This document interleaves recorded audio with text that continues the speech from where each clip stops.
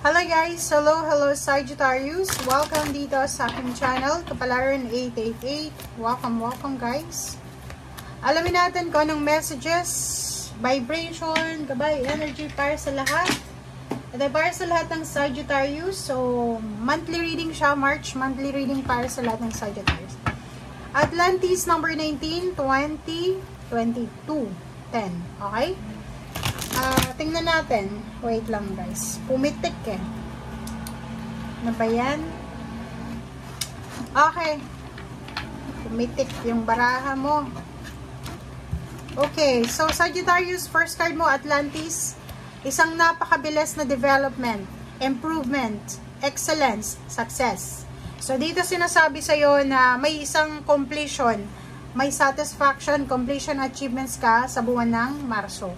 So, kung may hinihintay ka na matapos, pwedeng nagpapatayo ka ng bahay, marami kang utang na kailangan bayaran, posibleng bago matapos yung March, ay masettle mo lahat ng mga yan.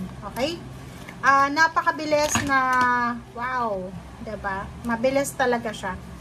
Napakabilis na, tawag dito, napakabilis na balita, napakabilis na improvement, napakabilis na information ang posibleng darating sa'yo. Okay, so Four of Swords, nakikita ko sa'yo dito na for the month of March, meron kang recovery. So, pwedeng for the month of January and February, hindi ka masyadong makatulog, marami kang pinoproblema, pera, relationship, environment, emotion, but this March, nakikita ko na stable, secured yung emotion mo. Nakikita ko rin na may time ka para makapagpahinga, makapag-reflect, makapag-isip-isip, ganyan, ganito, makapagbakasyon. Okay. Thank you.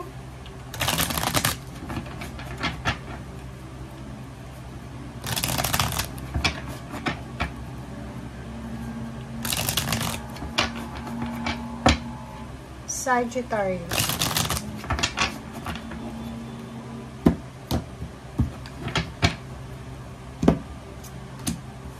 Okay, Five of Swords. Oh.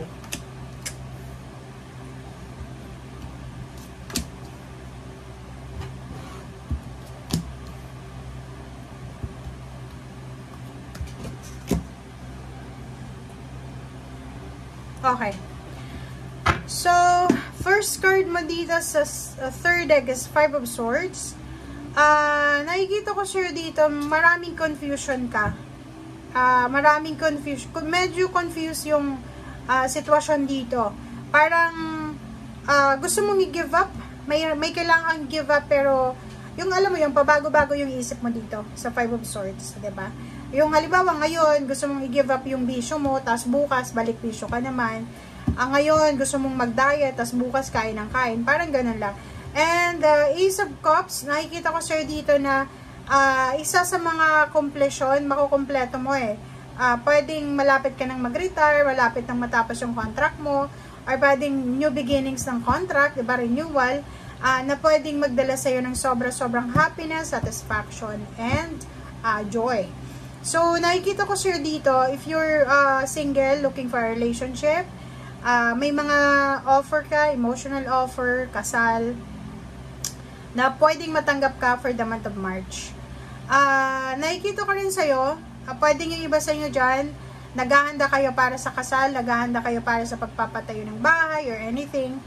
And ngayong March na to is parang medyo sure na talaga siya. Nakikita nyo na yung liwanag, nakikita nyo na yung parang assurance, parang ganon. Makakatanggap ka rin ng isang balita from your family members, pwedeng galing sa malapit, sa malayo na lugar. Okay? And the world cards, sinasabi sir dito na pwedeng yung iba sa inyo dyan, mayroon kayong balak na mangibang bansa, mag-travel abroad, or pwedeng yung iba sa inyo dyan, gusto nyong bumalik na ng Pilipinas for good. Okay, thank you. I hope na nakikita nyo yung cards guys. Pasensya na, sobrang dilim ng ating ilaw. Okay, so Page of Pentacles and Queen of Wands. Dito naman sa ilalim niya, maganda to kasi kung makikita mo, tingnan mo, Eight of Wands, Page of Pentacles, Ace of Swords, sudden, immediate siya, rapid, diba? So, same with the Atlantis, talagang may mga Sagittarius na makaka-experience ng mabibilis na pangyayari. Dito sa Ace of Swords, is either good news siya, mabilis na balita, information, communication, malakidlat siya, diba? Eight of Wands sobrang bilis ng balitang ito na hindi mo ini-expect. Ang balitang yan is pwedeng magdala sa'yo ng freedom. Ang balitang yan is posibleng magdala sa'yo ng financial freedom para sa future. So, ibig sabihin, it's an offer. Offer ngayon para sa trabaho, offer ngayon para kumita ka ng malaki.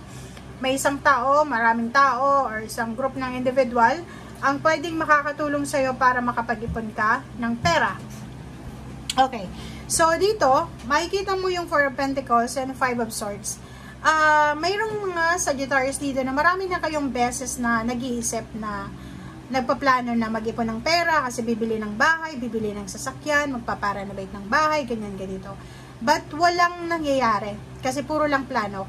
But, this month of March, nakikita ko sa'yo dito na makakatanggap ka ng go signal. It's either from your boss, from your employer na tataasan yung sweldo mo. So, sigurado na isang assurance para sa'yo na makakaipon ka na ng pera. Sa relationship din, nakikita ko na may pinaplano kayong mag-asawa, mag-boyfriend-girlfriend, mag-live-in partner, na posibleng matagal na itong pinaplano pero walang nangyayari. It's either kasal, it's either bumukod, it's either mag-travel together para maghanap ng trabaho sa abroad, but walang nangyayari. Yung iba sa inyo dyan, wala kayong balak magtrabaho sa ibang bansa. Parang ikaw, isa kang Sagittarius na masaya ka na sa Pilipinas. Masaya ka nang kumikita ng kahit konti, pero kasama mo yung pamilya mo. But, nandito yung Ace of Swords, tsaka the World card, na sinasabi sa'yo na posible, may mga possibilities na mag-o-offer sa'yo ng international job or career. But, sa una, hindi ka interesado. Kasi iniisip mo yung pamilya mo. But, nakikita ko sir dito, it's either mag-boyfriend, mag-girlfriend, sabay silang mag-a-apply together sa isang agency, sa isang company. Yung iba din sa inyo, together kayo, magkapatid, magnanay, basta isang pamilya magsasama-sama sila para sa trabaho. Parang ganon. And next natin is isang emotional happiness or isang emotional celebration. Ang posibleng mangyayari. Okay, by the end of March, it's either may kapamilya kang magbe-birthday, Pisces or Aries, parang ganon.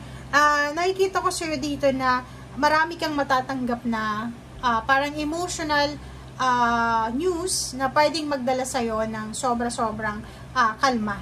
Okay? Kakalma yung isip mo, kakalma yung puso mo kasi tungkol ito sa pamilya mo diba? Parang ganon. And sa usaping pera, nakikita ko sa'yo dito na rapid, okay? Extreme, okay? Sobrang successful yung March na to para sa'yo kasi maraming choices, marami kang pwedeng makitang pwedeng pagkukunan ng pera, pagkukunan ng source ng strength, ng income or anything. Okay? Thank you guys. Bye!